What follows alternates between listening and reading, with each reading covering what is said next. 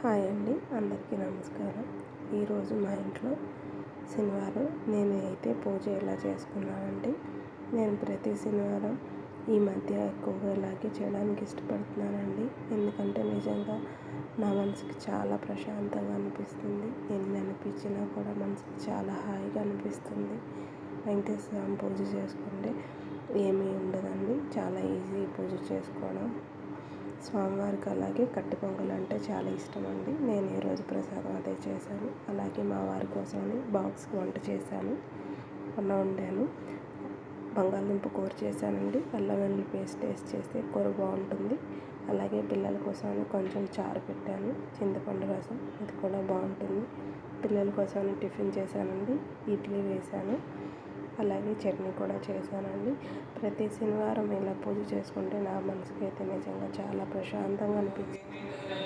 చూసారండి మా వారు ఎంత చక్కగా పాడుతున్నారో. మా ఇంట్లో వెంకటేశ్వర స్వామి అంటే ప్రతి ఒక్కరికి ఇష్టమే అండి.